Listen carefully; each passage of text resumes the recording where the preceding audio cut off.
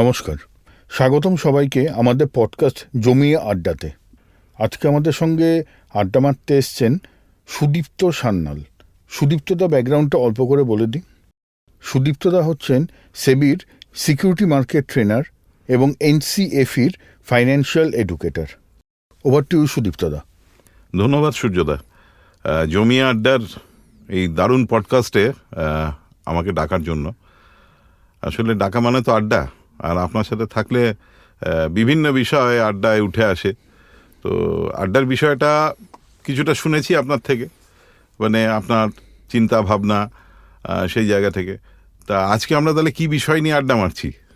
যেহেতু এটা আগস্ট মাস, মানে আমাদের স্বাধীনতা দিবস, এবং আপনাকে পেয়েছি, আমরা কি আজকে ফাইন্যান্সিয়াল ইনক্লুশন নিয়ে তো চারদিকে আলোচনা হচ্ছে, কিন্তু ফাইন্যান্সিয়াল ইন্ডিপেন্ডেন্স ধরা যাক, আচ্ছা, মহিলাদের মধ্যে ফাইন্যান্সিয়াল ইন্ডিপেন্ডেন্স, এইটা নিয়ে আলোচনা করলে কেমন হয়? দারুণ দারুণ ব্যাপার। মানে যেহেতু আমাদেরটা মানে আলোচনাটা স্ক্রিপ্টেড নয় বা কোনো চিন্তা ভাবনা না, গল্প করতে করতে আমরা আড্ডা মারবো। একদম একদম। আসলে আপনি এমন একটা বিষয় বললেন না, তো হ্যাঁ, ধরুন কিছু জায়গায় যখন আমরা বিভিন্ন প্রোগ্রামগুলোতে যাই, তখন তো একটা প্রেজেন্টেশন রেডি থাকে, আমাদের কাছে একটা প্রিপারেশন থাকে। তো হঠাৎ করে আজকে আপনি এমন একটা সাবজেক্ট তুলে আনলেন, তো এটাকে নিয়ে বলতে গেলে না, মানে এটা শুধু অর্থনৈতিক না, এটা সামাজিক, অর্থনৈতিক সব জায়গা থেকেই এই বিষয়টা, এই ফিনান্সিয়াল ইনক্লুশন বিষয়টা, বিশেষত মহিলাদের ক্ষেত্রে এটা কিন্তু ওতপ্রোতভাবে জড়িত। আমি যদি একটু ধরুন, বিশেষত আগস্ট মাস আপনি যখন বললেন, তো আমাদের স্বাধীনতার মাস, আমরা অনেক বছর স্বাধীন হয়েছি। তো আমার একটা দেশাত্মবোধক গান, যে গান আমরা ছোটবেলা থেকে শুনে আসছি, সেই গানের কিছু কথা আমার মনে পড়ে যায় আমার মাঝে মাঝে। এবং একটা সময় ছোটবেলা সেই গানটাকে একভাবে দেখেছি, আর এখন যত বয়সটা বাড়ছে, গানের মানেগুলো যেন একটু অন্যভাবে আমার কাছে আসছে। শ্রদ্ধেয় অতুল প্রসাদ সেনের গান, উঠো গো ভারত লক্ষ্মী, উঠো আদি জগত জনপূজ্যা, দুঃখ দৈন্য সব নাশী, কর দূরিত ভারত লজ্জা। তো আজকে দেখুন, এর মধ্যে দিয়ে আমরা কি বলছি, ভারত লক্ষ্মী। আচ্ছা, লক্ষ্মী মানে কি? লক্ষ্মী মানে অবশ্যই তিনি নারী। আর নারী শক্তি যদি ঠিকভাবে জেগে ওঠে, তাহলে সে কিন্তু অনেক অশুভ শক্তিকে যেমন ধ্বংস করতে পারে, এবং সে একটা জাত বলুন, একটা দেশ বলুন, পুরো মানব সমাজের মধ্যে বলুন, সে একটা কিন্তু শুভ শক্তির সঞ্চার করে একটা সমৃদ্ধি তৈরি করতে পারে। দেখুন, এর মধ্যে আমরা যেমন একটা কথা বলছি, যে কথাগুলো আমার কাছে একটু অন্যভাবে আসে এখন। দুঃখ দৈন্য সব নাশী, কর দূরিত ভারত লজ্জা। এই দুঃখ দৈন্য, এই দৈন্য কথাটার মধ্যে দিয়ে আমরা কিন্তু মূলত যেটা ভাবে থাকি, কিন্তু মানসিক দৈন্য তো আছেই, কিন্তু মানসিক দৈন্যের সঙ্গে কিন্তু অর্থনৈতিক দৈন্যটাও একটা ভীষণভাবে জড়িয়ে থাকে। আর আমাদের দেশের মেয়েরা, যদি আমরা একটা কথা বলি, দেখুন, মা যদি ভালো হন, মা যদি ভালো করে মানুষ করেন, তাহলে ছেলে ভালো মানুষ হবে। মা যদি ভালো থাকেন, তাহলে ছেলেরা ভালো থাকবে। মা মানে শুধু কি মা? মা তো শুধু মা নন, তিনি তো হচ্ছে কারুর স্ত্রী, কারুর মা, কারুর সন্তান। তাই মা যদি, মানে নারী জাতি যদি ঠিকঠাক থাকে, তাহলেই কিন্তু একটা সংসার ভালো হয়। দেখুন, আরো আরেকটা উদাহরণ আমি যদি চলে যাই, যে আগেকার দিনে আপনার হয়তো খেয়াল আছে, যে হয়তো আপনার বাড়িতেও পাবেন, আমি আমার বাড়িতেও দেখেছিলাম, সেই কাপড়ের মধ্যে কুরুশ দিয়ে বোনা মেয়েদের কাজ, তার মধ্যে লেখা থাকতো কি, মেয়েরাই বানাতেন, সংসার সুখী হয় রমণীর গুণে। ঠিক। তো রমণীর গুণগুলো কি কি? দেখুন, আবার যখন আমরা অর্থের দেবী হিসেবে যখন আমরা, বা সম্পদের দেবী হিসেবে, বা ঠাকুর হিসেবে আমরা যখন পুজো করি, তিনিও কিন্তু স্ত্রী, তিনি মা লক্ষ্মী। কারেক্ট। সিদ্ধির জন্য গণেশ, আর সম্পদের জন্য মা লক্ষ্মী। তো মা লক্ষ্মী অর্থাৎ নারী শক্তির হাত দিয়ে, নারী জাতির হাত দিয়েই কিন্তু একটা দেশের অর্থনৈতিক উত্থানও সম্ভব। তাহলে আজকে যে আমরা আড্ডাটা মারবো, তার একটি নামকরণও করা উচিত। তো আপনার সঙ্গে আপনার কথা বলতে বলতে, মানে আপনি ইন্ট্রোডাকশনটা এতটা সুন্দর দিলেন না, তেমন একটা নতুন নাম মনে এলো। আজকে পর্বর নাম কি আমরা সুদীপ্তদা অর্থনেত্রী রাখতে পারি? রাখতেই পারেন, কারণ নেত্রী মানে তো যেটা আমাদের চোখের সামনে এখনকার দিনে ভেসে ওঠে যে রাজনৈতিক নেত্রী তো শুধু নন, নেত্রী মানে হচ্ছে যিনি রাস্তা দেখাবেন, ঠিক, যিনি দর্পণ হবেন সমাজের, যিনি দর্পণ হবেন আমাদের প্রত্যেকটা সংসারের, এবং যাকে সামনে রেখে আমরা এগোতে পারবো।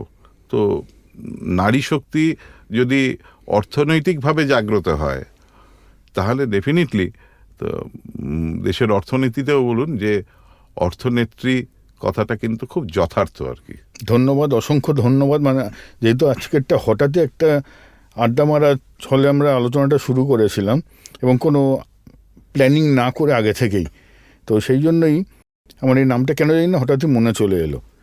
আচ্ছা সুদীপ্তদা, আপনি যেটা বলছিলেন তার মানে আমরা কি বলতে পারি যে টাকা বা অর্থই স্বাধীনতা নিয়ে আসে? না, অর্থ শুধু স্বাধীনতা আনে এটা ভুল কথা, কিন্তু অর্থ বা সম্পদ কিন্তু একটা মেজর কম্পোনেন্ট। ওকে, মেজর কম্পোনেন্ট। এবং দেখুন কতগুলো জিনিস আজকের দিনে দাঁড়িয়ে যদি আপনি তিনটে জিনিস আমি আপনাকে বলছি, শিক্ষা, স্বাস্থ্য, বাসস্থান। এই তিনটে জিনিসের জন্য আপনি মানুন বা না মানুন কঠোর বাস্তব হচ্ছে আপনার অর্থের প্রয়োজন। ঠিক। এবার শিক্ষা ছাড়া প্রথম জিনিস যদি শিক্ষাও আপনি ছেড়ে দিন, স্বাস্থ্য। কোনো জাতিকে যদি ভালোভাবে বাঁচতে হয় তাহলে তার আগে স্বাস্থ্য তৈরি করা দরকার, এবং এই স্বাস্থ্যের জন্য যে প্রয়োজনীয় পুষ্টিগুণ বলুন বা খাদ্য বলুন, ভালো এই সব কিছুর জন্য আপনার টাকাটা দরকার। দ্বিতীয়ত আসছে হচ্ছে যদি শিক্ষা যদি যথার্থ না হয় তাহলে একটা জাতির মানবিক বিকাশ বা মানসিক বিকাশটা ঠিকভাবে হয় না। একদম। তো সেই শিক্ষাকে কিন্তু আজকে আপনাকে কিনতে হচ্ছে। হ্যাঁ, ঠিকই বলেছেন। নারী পুরুষ নির্বিশেষে আপনাকে কিনতে হচ্ছে। আর মাথার ওপরে ছাদ, এটা তো বাদই দিলাম, এটার বিষয়ে আপনি ভালোভাবেই জানেন। তো এই সবগুলোর জন্য কিন্তু অর্থনৈতিকভাবে সম্পদশালী হওয়া উচিত, শুধু নিজের জন্য নয়, পরবর্তী প্রজন্মের জন্য। একটু যদি আপনি এটাকে এক্সপ্লেন করেন, মানে পরবর্তী প্রজন্মের ব্যাপারটা যদি আপনি এক্সপ্লেন করেন, মানে এবং সেখানে মহিলাদের রোলটা কি হচ্ছে। হ্যাঁ, তার কারণ হচ্ছে মানে আমরা সাধারণত দেখি বাড়ির পুরুষরাই চাকরি করেন বা ব্যবসা করেন, এবং কিছু ক্ষেত্রে শহরের দিকে দেখা যায় যে মহিলারাও চাকরি করছেন, প্যারালালি ব্যবসাও করছেন। তো সেই ক্ষেত্রে মহিলাদের এবং পরবর্তী প্রজন্ম, মানে মহিলা বলতে সাধারণত আমরা যেটা বুঝি যে মা, কাকিমা, স্ত্রী, বোন, এইভাবে যারা সংসারটাকে ধরে রেখে দেন, তো সেই ক্ষেত্রে আপনি বলুন ব্যাপারটা। হ্যাঁ, মানে দেখুন কিভাবে করতে পারেন সেটা তো আমরা পরে আসছি বা আমাদের কথাবার্তার মধ্যে দিয়ে বেরিয়ে আসবে। কিন্তু এখন আমাদের অবস্থাটা কীরকম জায়গায় এটাও আমাদের কিন্তু বোঝা উচিত। দেখুন চারদিকে নারী স্বাধীনতা নিয়ে প্রচুর কথা হচ্ছে, ঠিক। নারীবাদ, নারী স্বাধীনতা, এবং একই সঙ্গে বিরোধিতা হচ্ছে জেন্ডার বায়াসনেস যেগুলো রয়েছে তার উপরে। কিন্তু আদৌ বিষয়টা কি জায়গাতে, আদৌ বিষয়টা দেখুন আমাদের ভারতবর্ষের যদি সামগ্রিক চিত্রটা আপনি যদি দেখেন, আমার আপনার বাড়ি থেকে আরম্ভ করে পাড়া, শহর, দেশ, পুরো জায়গাতে, তাহলে সেখানে একটা জিনিস দেখতে পাবেন যে সেই রবি ঠাকুরের কথায় বলতে হয় যে প্রচ্ছন্নভাবে হলেও নারীকে আপন ভাগ্য জিনিবার কেহ নাহি দিবে অধিকার। কীরকমভাবে হচ্ছে ধরুন আমরা বিভিন্ন ক্ষেত্রে মেয়েরা চাকরি করছেন আমরা দেখছি, কিন্তু সেই চাকরির সঙ্গে তাকে সংসারটাও সামলাতে হচ্ছে। কিন্তু তার মধ্যে দাঁড়িয়েও আমরা সাধারণ মধ্যবিত্ত মানুষ বলুন বা উচ্চবিত্ত বলুন, আমরা অনেক সময় যেটা ভেবে নিচ্ছি যে পুরুষ মানুষ তিনি চাকরি করবেন এবং চাকরি করে টাকাটা এনে দেবেন, ঘরের কাজ তারা কিছু করবেন কিছু করবেন না। এটা একটা যদিও এখন পরিবর্তনের মধ্যে দিয়ে যাচ্ছে, কিন্তু এটা মেয়েদের কাজ, এটা ছেলেদের কাজ, বা এই কাজটা মেয়েরা করতে পারবে না, এটা ছেলেরাই করতে পারবে, এরকম ধারণাগুলোর মধ্যে কিন্তু আমরা এখনো বসে আছি। আর যার ফলস্বরূপ যে জিনিসটা হচ্ছে, এটা মেয়েদের মনেও একটা ধারণা এত দিনের ধরে লালিত হয়েছে যে আমি যদি আপনাকে একটা শুধু পরিসংখ্যান বলি যে মেয়েরা আজকে অনেক প্রচুর চাকরি করছে, তো আপনি দেখছেন তো একদম। কিন্তু আপনি যদি দেখেন যে পরিসংখ্যান দেখা যাচ্ছে, আমাদের দেশের 72% মানুষ হ্যাঁ বা মহিলারা আর কি, 72% মহিলারা, তারা কিন্তু ভাবেন যে বৃদ্ধ বয়সে বা মানে অ্যাবাভ 60 or 65 সেই সময় তাদের রোজগার হচ্ছে কিন্তু তাদের বেটার হাফের, অর্থাৎ তার স্বামীর যে রোজগার সেটাই তার রোজগার। তাহলে এইটা যদি অর্থনৈতিক জায়গা থেকে মেয়েদের এই যে নির্ভরতা, অন্যের উপর পরনির্ভরতা, এই পরনির্ভরতাটা যতদিন থাকবে ততদিন কিন্তু আপনি যতই নারী স্বাধীনতার কথা বলুন, নারী কিন্তু সেই অর্থে স্বাধীনতা পাবে না। কারণ স্বাধীনতার একটা বড় জিনিস হচ্ছে অর্থনৈতিকভাবে তাকে একটা জোরালো জায়গায় তার একটা ভালো ভিত থাকতে হবে, যে কোনো মানুষেরই। তাহলে সুদীপ্তদা, মানে সেই পদক্ষেপটা নেওয়ার জন্য মহিলাদের বা নারীদের কি করা উচিত? মানে আপনি তো বিভিন্ন গ্রামগঞ্জে গিয়ে আমি শুনেছি, এবং আদিবাসী এরিয়াতেও আপনি গিয়ে কাজকর্ম করেছেন, তো সেটা যদি আপনি একটু তুলে ধরেন যে আমরা তো ফিনান্সিয়াল ম্যানেজমেন্ট, ফিনান্সিয়াল লিভারেজিং, মানে অনেক কিছু আমরা শহরে বসে আলোচনা করে, অনেক সেমিনার হয়, স্টক মার্কেটের ওপর হয় বা এমনি ফিনান্সের ওপরে হয়, কিন্তু খুব সাধারণভাবে আমরা যদি বলি, সেই ক্ষেত্রে মহিলাদের ওই অর্থনৈতিক উন্নতি সেটা কিভাবে করা যেতে পারে, বা ওনারা নিজেরা কিভাবে করতে পারেন এবং স্বনির্ভর হতে পারেন, সেই নিয়ে যদি আপনি একটুখানি বলেন। হ্যাঁ, এইটাকে নিয়ে দেখুন, আপনি যেহেতু বললেন যে আমার বিভিন্ন জায়গায় আমার যে অভিজ্ঞতাগুলো হয়েছে, তা একদম মানে হাটে মাঠের অভিজ্ঞতা যেটা আমি আপনাকে সেগুলো বলি। শহরের থেকে গ্রামের অনেকটা জায়গায় তফাৎ হয়, আবার কিছু বেসিক জায়গায় কিন্তু একদম শহরের খুব উচ্চ শিক্ষিত থেকে আরম্ভ করে সাধারণ মানে একদম গ্রামগঞ্জের যারা আদিবাসী ইয়েতে রয়েছেন, তাদের কিন্তু কতগুলো জায়গায় একই রকম।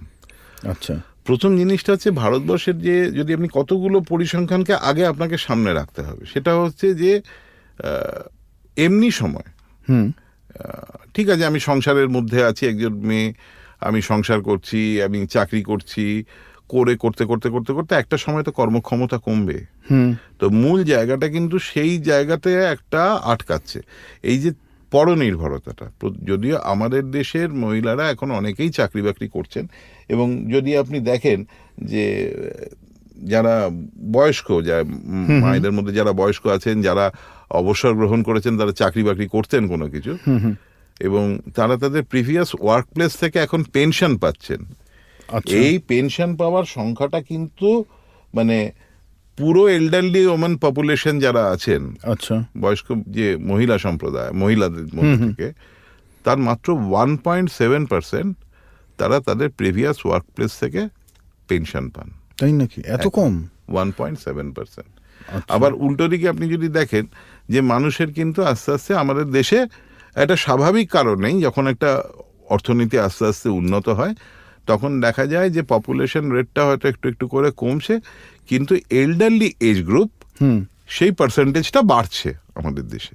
যদি একটু খুলে বলেন। মানে ধরুন আগে আমাদের দেশে মানে কি হচ্ছে, ধরুন লাইফ এক্সপেক্টেন্সি রেট, এটা আগে যা ছিল এখন বেড়েছে, কারেক্ট, এবং তার ফলে কি হচ্ছে যে বয়স্ক মানুষের সংখ্যা আমাদের জনসংখ্যার মধ্যে পার্সেন্টেজ ওয়াইজ বাড়ছে। ঠিক। এবার এই যে পার্সেন্টেজ ওয়াইজ বাড়ছে, তারা কি একটা কোয়ালিটি লাইফ লিড করছে? প্রথম জিনিস হচ্ছে, এখন কিন্তু এল্ডারলি এজ গ্রুপকে এখন আর 60 লোকে ধরে না, এখন মোটামুটি ধরে হচ্ছে 65। আচ্ছা, এবার আমাদের একটা সাধারণ মানুষের, এটা আপনি স্ত্রী পুরুষ নির্বিশেষে, আমরা আমাদের বার্ধক্যের সময়টার কথা ভাবি না।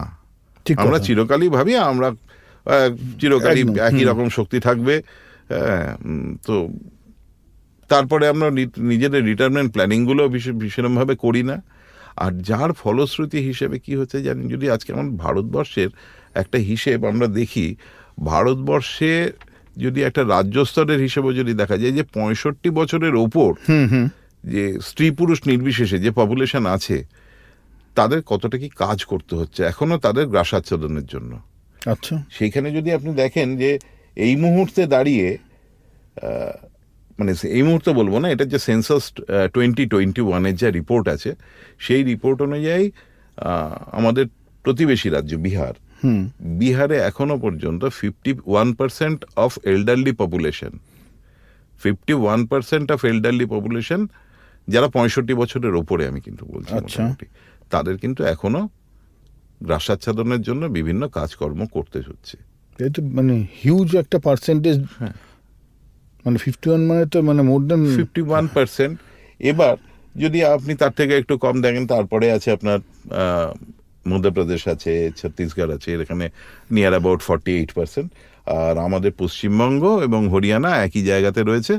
পশ্চিমবঙ্গ এবং হরিয়ানাতে মোটামুটি 2021 সেন্সাস অনুযায়ী 31% নিয়ার অ্যাবাউট মানে অফ এল্ডারলি পপুলেশন, তাদের এখনো কাজ করতে হচ্ছে।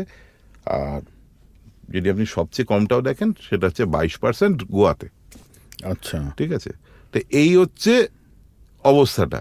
এই অবস্থার মধ্যে যারা মানে ফিমেল পপুলেশন, তারা কিন্তু আরো বেশি নেগলেক্টেড হচ্ছে।